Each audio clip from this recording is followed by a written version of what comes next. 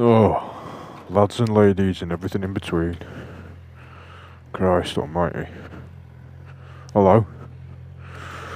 First of all, it's been a while, hasn't it, eh? But this is what I'm going to be doing a video on today. I'm going to be doing a video on this new screen that I've got. And that is in its lowest position. And in my humble opinion, it's beautiful. And it makes the bike look a lot better as well. From this perspective, it looks more like a sports bike, which is cool. Got its -1. It's pretty cold still.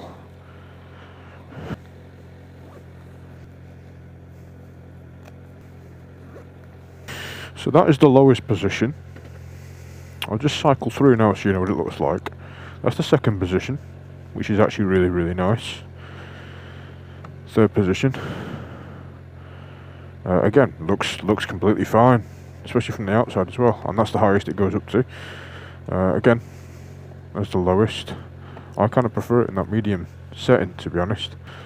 God, winter has not been kind on this bike at all. Oh, hear that squeaking. Bloody hell. Let me just get rid of that.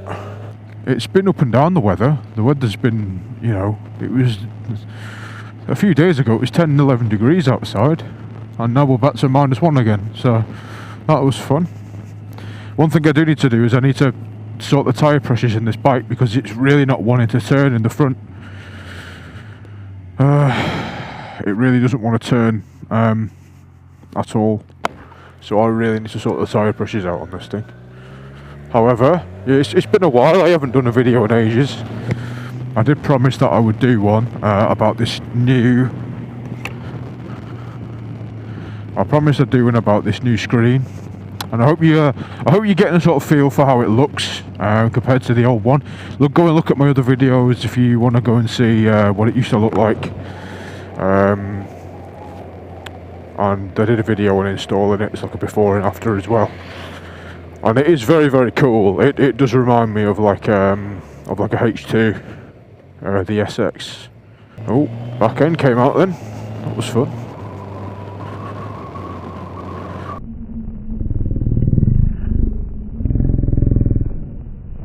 Fucking hell, man!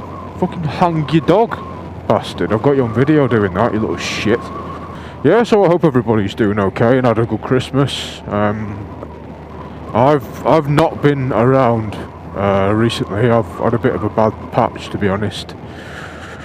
It's just the first time I've been on the bike in ages. At one point I hadn't been on it for like a month, just because of the weather and dealing with, you know, depression, anxiety, that kind of thing. And I live on my own. It kind of gets a bit difficult sometimes, but hey, everyone's in the same boat, especially with the third lockdown really hit me kind of hard, to be honest. And a lot of other things going on around that time, personal problems and, you know, bad news and all that kind of stuff. I just didn't go out the house for like a month and a half. But I'm getting back now. I'm getting back into my old self. I'm going out for walks every day and just trying to sort myself out, really. But yeah, that's another video for another day. I think we're talking about mental health and the stigma behind it, and the things that I've kind of had to go through personally that I think could help other people. So watch out for that one at some point when I get the balls to do it. I've gone the wrong way. I was meant to go the other way. Fucking hell. Hello.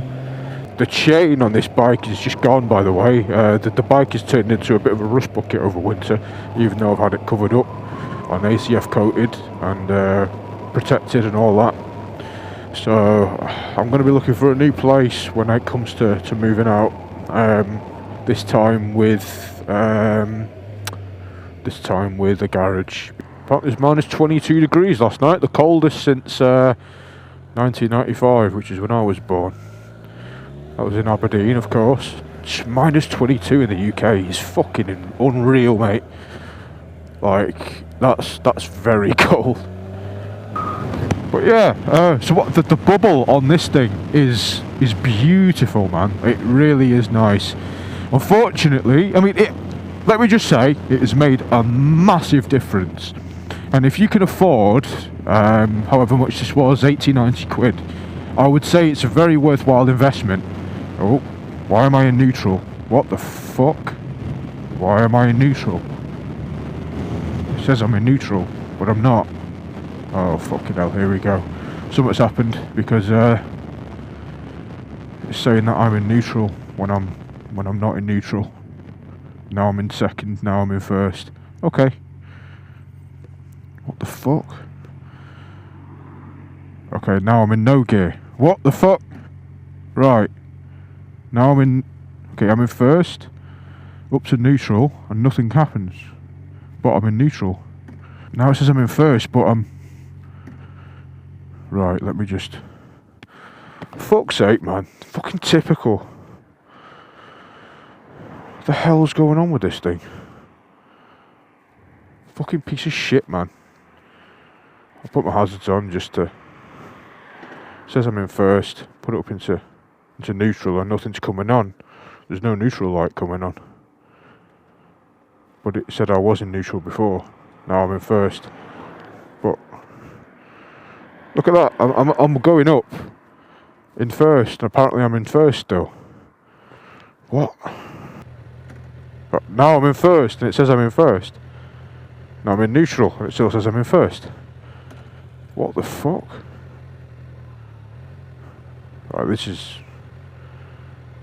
Okay, apparently I'm still in first when I'm in neutral. Now I'm in first. What the fuck is going on, mate? Well, this video's going well, isn't it? Okay, and it still says I'm in first.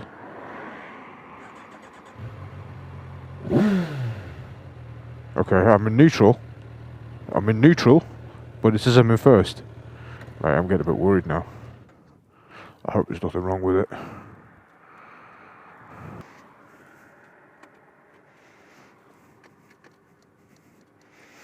Right, so that should be in second. It's just saying it's in first. Right, that's in first. Now, up to neutral.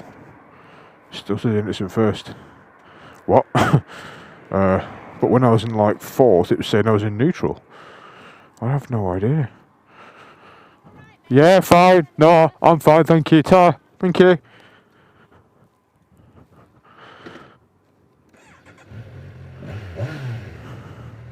Let's just keep riding. See what it does. This is a sign of the worst, isn't it? I don't know how the hell that's fucking gone unbroken. How? Second, third, fourth. Right, I'm in third gear, I think. Yeah, back to the old days of not having a gear indicator, eh? Where would the gear indicator be? It'll be on the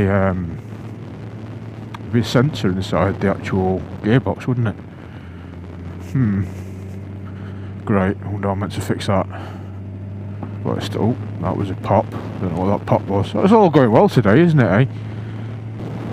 Oh, my balls. That hurt. I'm going to have to look back on the video. I'll have to look back at the video because I'm not particularly sure what happened now. I looked down and it was in neutral and I was in fourth. That's all I kind of remember now. So yeah, going back to the original content of this video, it was meant to be about this beautiful screen. So as I was saying before, I was very rudely interrupted by some sort of sensor disappearing. This is a very, very worthwhile investment, and you can see from the bubble and the angle and the little thingy here. Oh, what's this? There's like a little perforation at the end. It's like a little S. Oh, and that kind of scoops the air out to the side of you either way. The main benefit to this screen that I have found personally is the air behind it. Like here, there's just no movement at all. It's beautiful. There's because beforehand the air out here was oh god, shit everywhere. It was the air here was so turbulent that it was knocking my head about at 40, 50 miles, 60 mile an hour. Now the air, oh god, look at all this stuff on the road here. This is ridiculous. Oh my god, look at all this shit all over the fucking road. Jesus, oh, pheasant. Fuck off.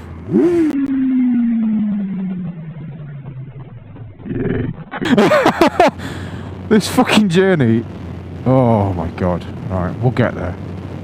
So yeah, the air behind it is really clean now. It's no longer disturbed by, because beforehand the other one, the stock screen that it comes with, it's really like it's dead flat. If you look at the other videos, you can see it's very flat compared to this, and that basically means that the air is just coming up as like a slab, so it's just like a fountain of air coming up and hitting me in the head. There's a little bit out here that kind of hits the side of my arms, that comes out the tips here, but it's so much better than it was that it's not even. Oh, right, my quick shifter's gone. Right, that's what's happened, is my quick shifter's gone, because I can't downshift, so my auto blip has gone. Yeah, it's jerking me back and forth. I'm in 6th, okay. Fucking come on, mate. Oh, fuck's sake. Why do people do that?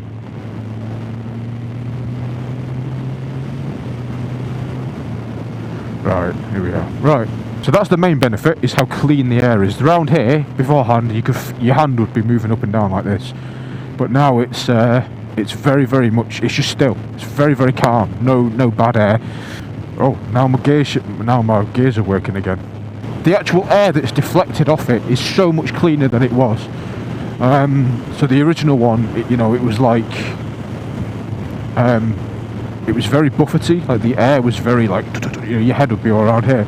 Even though the wind is still hitting my head at sort of bottom visor level, it's not shaking my head around. The air just coming off it is so much more clean, rather than just all swervy and dirty. The second best thing about this screen is the looks. I'm not going to lie there. Hello, Mr. Policeman, woman. So the looks of this thing, it improves it so much. Like, it just looks such a better bike for it, in my opinion. And basically, almost got me. Bloody hell. That would be the next one of the day, that getting pulled over. It just makes the bike look 10 times as good, man. Like, just genuinely. And I think the middle setting is actually the best out of the bunch. Just because it's effective, it deflecting the wind away from the majority of my body and neck.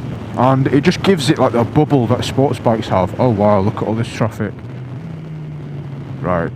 Wait here. God, my hands are cold. One thing I do need to get still is heated grips, which I still haven't got, because it is still very cold in the UK.